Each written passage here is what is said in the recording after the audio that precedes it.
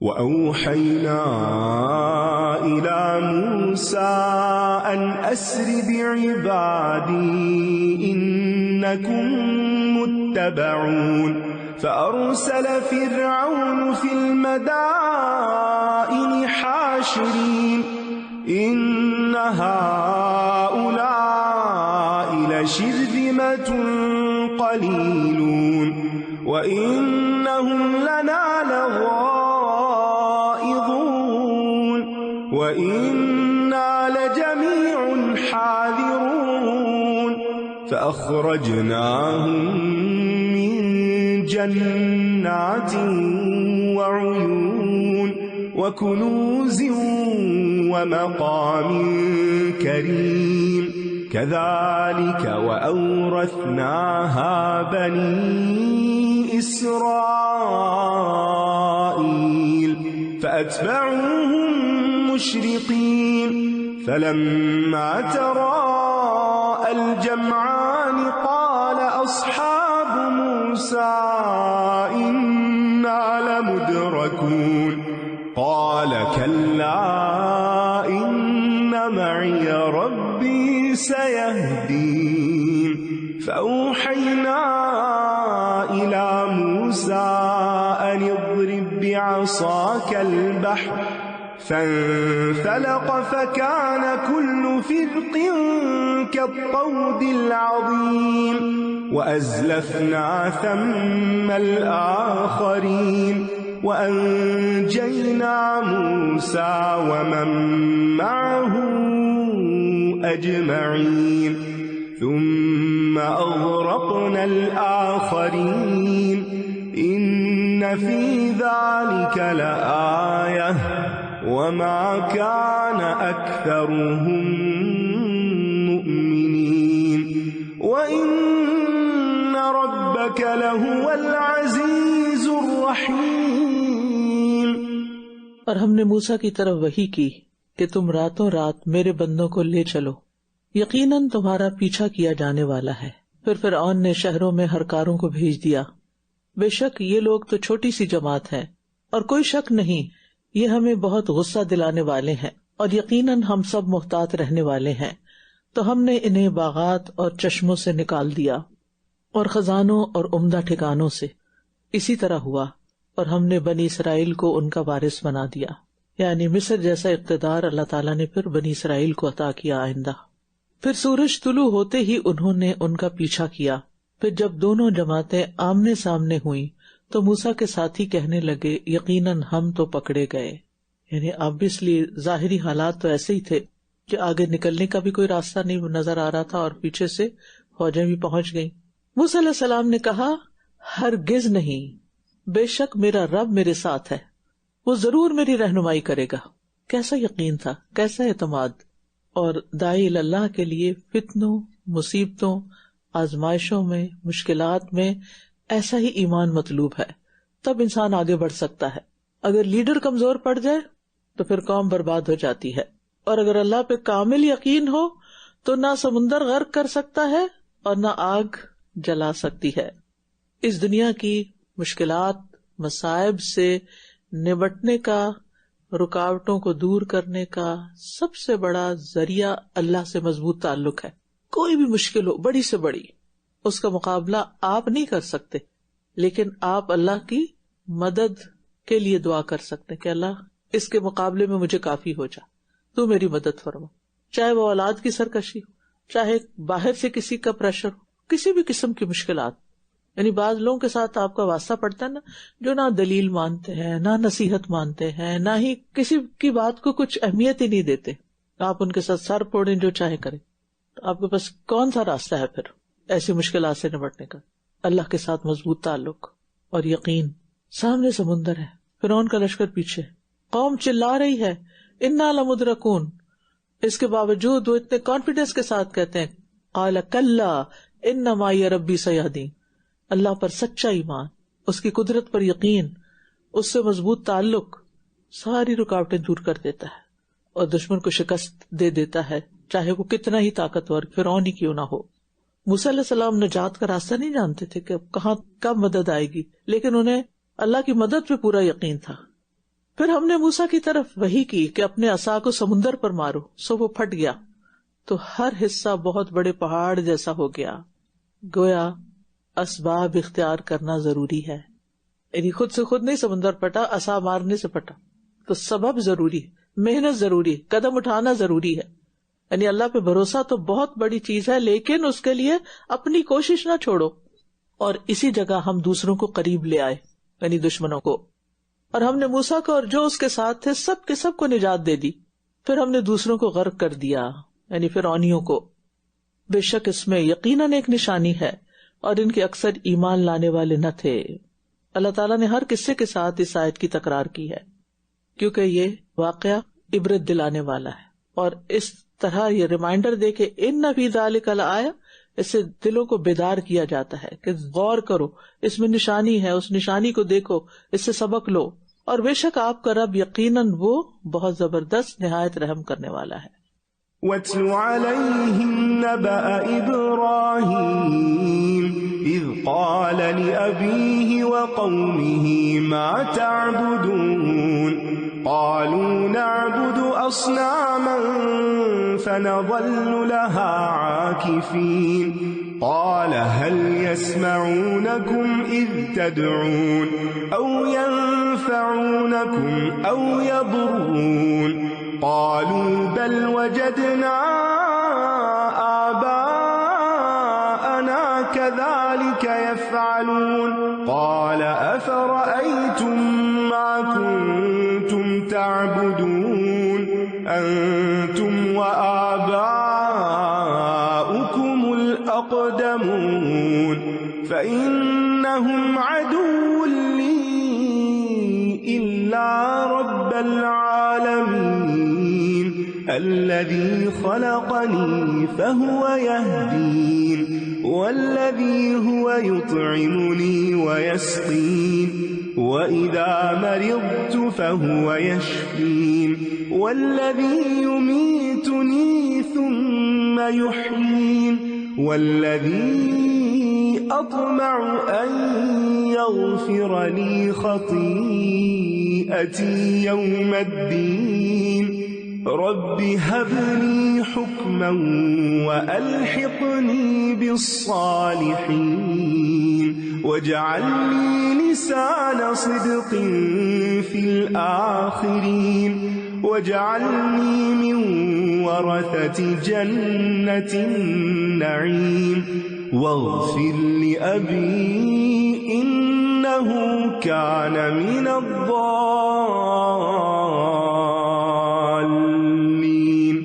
ولا تخزني يوم يبعثون يوم لا ينفع مال ولا بنون إلا من أتى الله بقلب سليم وأزلفت الجنة للمتقين وبرزت الجحيم للغاوين وقيل لهم أين ما كنتم تعبدون من دون الله هل ينصرونكم أو ينتصرون فكبكبوا فيها هم والغاوون وجنود إبليس أجمعون قالوا وهم فيها يختصمون تالله إن كنا لفي ضلال مبين إذ نسويكم برب العالمين وما أضلنا إلا المجرمون فما لنا من شافعين ولا صديق حميم فلو أن لنا كرة فنكون من المؤمنين إن في ذلك لآية وما كان أكثرهم مؤمنين وإن ربك لهو العزيز الرحيم۔ اور انہیں ابراہیم کی خبر پڑھ سنائیے جب اس نے اپنے باپ اور اپنی قوم سے کہا تم کس کی عبادت کرتے ہو؟ انہوں نے کہا ہم کچھ بتوں کی عبادت کرتے ہیں تو ہم ان پر ہی جم کر بیٹھے رہتے ہیں۔ اس نے کہا کیا وہ تمہیں سنتے ہیں جب تم پکارتے ہو، یا تمہیں کوئی نفع یا نقصان پہنچاتے ہیں؟ انہوں نے جواب دیا بلکہ ہم نے اپنے آباء و اجداد کو اسی طرح کرتے ہوئے پایا۔ تو مشرکین کے پاس کوئی دلیل نہیں ہوتی سوائے آباء و اجداد کی تقلید کے۔ اس نے کہا کیا بھلا کبھی غور کیا تم نے کہ تم کن کی عبادت کرتے ہو؟ تم اور تمہارے پہلے باپ دادا، یقیناً وہ سب تو میرے دشمن ہیں سوائے رب العالمین کے۔ ابراہیم علیہ السلام نے یہ نہیں فرمایا کہ یہ بت تمہارے دشمن ہیں، بلکہ کہا یہ میرے دشمن ہیں، اور یہ ایک حکمت تھی ان کی، بات کرنے کا ایک سلیقہ ہے۔ وہ جس نے مجھے پیدا کیا پھر وہی میری رہنمائی کرتا ہے۔ ان آیات میں ابراہیم علیہ السلام نے اللہ تعالیٰ کی ان صفات کا ذکر کیا جو ہر انسان ذاتی طور پر جان سکتا ہے، اور انہی وجوہات کی بنا پر انسان کو صرف اللہ کی عبادت کرنی چاہیے۔ اور اللہ تعالیٰ کی یہ صفت کہ اس نے مجھے پیدا کیا، اس کا انکار کسی دور کے کسی مشرک نے نہیں کیا۔ اور پھر یہ کہ انسان کو پیدا ہونے کے بعد ہر کام کے لیے رہنمائی چاہیے ہوتی ہے کہ کون سا کام کیسے کرے، ہر لمحے انسان کو ہدایت چاہیے، تو اس لیے ان دو باتوں کو پہلے ذکر کر دیا۔ اور وہی ہے جو مجھے کھلاتا اور پلاتا ہے، یعنی رب العالمین ہونے کی تیسری وجہ کیا ہے کہ اس نے پیدا کر کے مجھے چھوڑ نہیں دیا، بلکہ میری ضرورت کی ہر چیز مجھے مہیا کی ہے، اور جب میں بیمار ہوتا ہوں تو وہی مجھے شفا دیتا ہے۔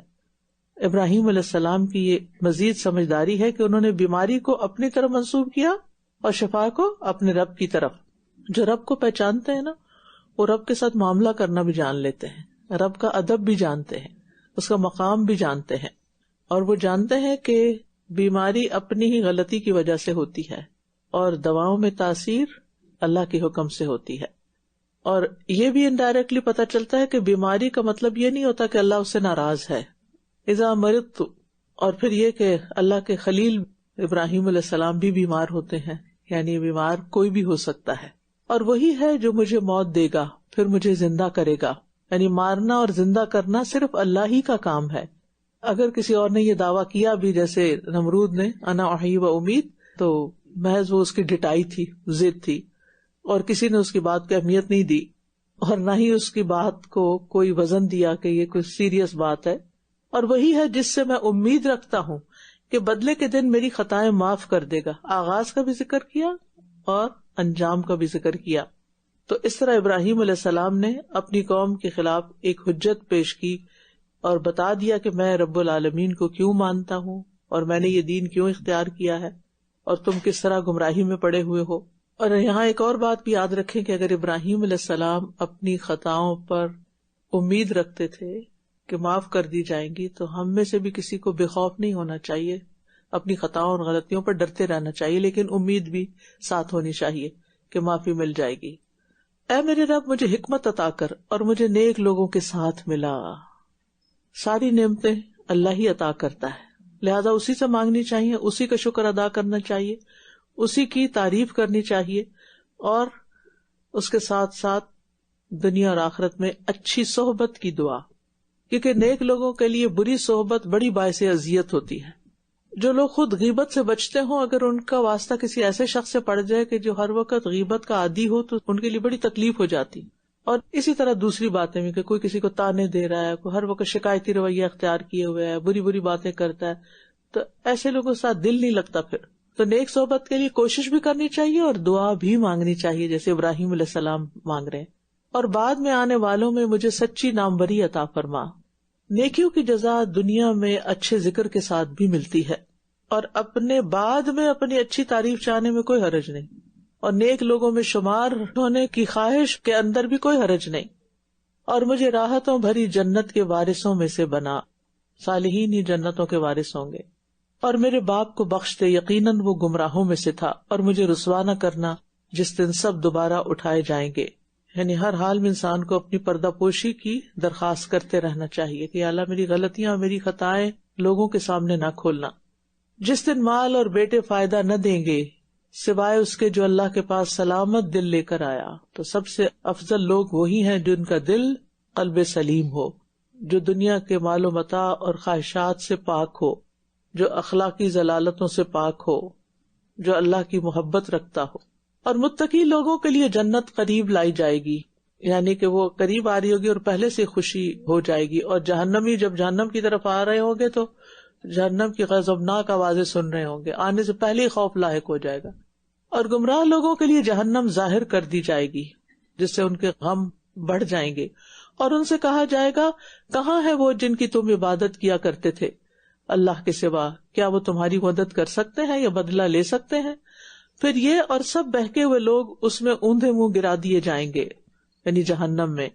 اور ابلیس کے تمام لشکر بھی اس حال میں کہ یہ اس میں جھگڑ رہے ہوں گے، کہیں گے قسم ہے اللہ کی، بے شک ہم تو کھلی گمراہی میں تھے جب ہم تمہیں رب العالمین کے برابر قرار دیتے تھے، اور ہمیں تو ان مجرموں نے گمراہ کیا تھا. تو اب ہمارے لیے کوئی سفارشی نہیں اور نہ کوئی دلی دوست. کوئی نیک دوست ہو تو وہ فائدہ بھی دیتا ہے، برے دوست ہو سب بھاگ جائیں گے. پھر کاش کہ ہمارے لیے ایک بار دنیا میں واپس جانا ہوتا تو ہم بھی ایمان لانے والوں میں سے ہو جاتے. انسان کی عادت ہے کہ مشکل میں اللہ کو یاد کرتا ہے، خلاصی چاہتا ہے، اور جب آسانی ہو جاتی ہے پھر بھول جاتا ہے.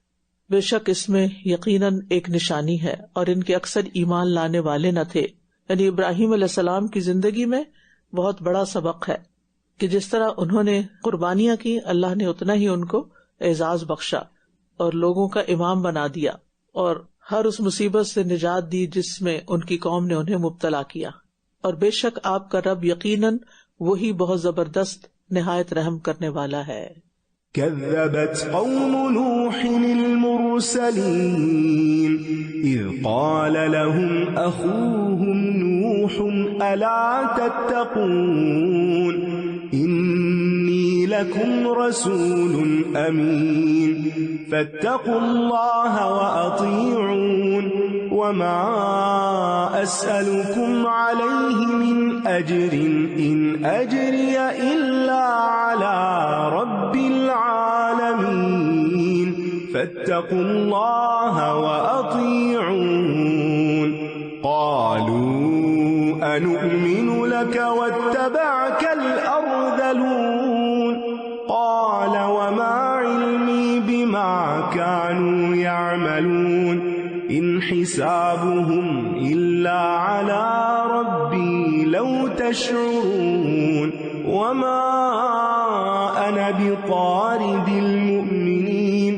إن أنا إلا نذير مبين قالوا لئن لم تنته يا نوح لتكونن من المرجومين قال رب إن قومي كذبون فافتح بيني وبينهم فتحا ونجني ومن معي من المؤمنين فأنجيناه ومن معه في الفلك المشحون ثم أغرقنا بعد الباقين إن في ذلك لآية وما كان أكثرهم مؤمنين وإن ربك لهو العزيز الرحيم. قوم نوح نے بھی رسولوں کو جھٹلا دیا جب ان کے بھائی نوح نے ان سے کہا کیا تم ڈرتے نہیں؟ بے شک میں تمہارے لیے ایک امانت دار رسول ہوں، یعنی جو بات کرتا ہوں بالکل حق پر مبنی ہوتی ہے، ہو بہو وہی ہوتی ہے جو رب کی طرف سے مجھے دی گئی ہوتی ہے. بس تم اللہ سے ڈرو اور میری اطاعت کرو، یعنی مجھ سے نہیں ڈرو، اللہ سے ڈرو اور میری بات مان لو. اور میں اس کام پر تم سے کسی اجرت کا سوال نہیں کرتا، میرا اجر تو رب العالمین ہی کے ذمہ ہے.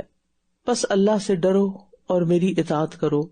انہوں نے کہا کیا ہم تجھ پر ایمان لے آئیں جبکہ تیری پیروی حقیر ترین لوگوں نے کی ہے. ابتدا میں انبیاء علیہ السلام پر ایمان لانے والے لوگ ایسے ہی ہوتے ہیں جن کا معاشرے میں کوئی زیادہ اثر و رسوخ نہیں ہوتا، معاشرے کے پسے ہوئے طبقات ہوتے ہیں. اور جو ایلیٹ کلاس ہوتی ہے ان کا ایمان نہ لانے کی ایک بڑی وجہ ان کی انا ہوتی ہے، تکبر ہوتا ہے. تو حق کا انکار اور لوگوں کو حقیر جاننا یہی تو تکبر ہوتا ہے، اور تکبر انسان کو ایمان سے پھیر دیتا ہے. اس نے کہا اور مجھے کیا علم جو وہ کرتے رہے ہیں، ان کا حساب تو میرے رب کے ذمہ ہے، اگر تم شعور رکھتے ہو. یعنی لوگوں کے ظاہری اعمال کے مطابق فیصلے کرنے چاہیے، نیتوں کو اللہ کے حوالے کر دینا چاہیے. یہ کہہ کے کہ مجھے لگتا ہے اس کی نیت ٹھیک نہیں لہٰذا میں اس کے ساتھ ایسا کروں گا، تو نیت ہم نہیں جانتے. اور میں ایمان لانے والوں کو دھتکارنے والا نہیں، میں تو کھلم کھلا ایک خبردار کرنے والا ہوں. انہوں نے کہا اے نوح اگر تو باز نہ آیا تو یقیناً تو سنسار کیے جانے والوں میں سے ہوگا. اس نے کہا اے میرے رب بے شک میری قوم نے مجھے جھٹلا دیا ہے، پس تو میرے اور ان کے درمیان حتمی فیصلہ کر دے اور مجھے اور مومنوں میں سے جو میرے ساتھ ہیں انہیں نجات دے دے. تو ہم نے اس کو اور ان لوگوں کو جو بھری ہوئی کشتی میں اس کے ساتھ سوار تھے نجات دے دی. پھر اس کے بعد ہم نے باقی رہ جانے والوں کو غرق کر دیا. تو گویا ان کے اور نجات کے درمیان ایک دعا تھی، جو دعا ہوئی اور قصہ پاک ہو گیا. بے شک اس میں یقیناً ایک نشانی ہے، اور ان کے اکثر ایمان لانے والے نہ تھے. سب قوموں کا ایک ہی حال ہے. اور بے شک آپ کا رب یقیناً وہ بہت زبردست نہایت رحم کرنے والا ہے. تو ان سارے واقعات سے یہ پتہ چلتا ہے کہ جو لوگ حق کو جھٹلا دیتے ہیں، ٹھکرا دیتے ہیں، اللہ تعالیٰ ان کو مٹا دیتا ہے، اور مومنوں کو اللہ ظالموں سے ضرور نجات دیتا ہے. وآخر دعوانا ان الحمد للہ رب العالمین. سبحانک اللہم و بحمدک اشہد ان لا الہ الا انت استغفرک و اتوب الیک. السلام علیکم و رحمۃ اللہ وبرکاتہ. سبحانك اللهم وبحمدك أشهد أن لا إله إلا أنت أستغفرك وأتوب إليك. سبحانك اللهم وبحمدك أشهد أن لا إله إلا أنت أستغفرك وأتوب إليك. سبحانك اللهم وبحمدك أشهد أن لا إله إلا أنت أستغفرك وأتوب إليك.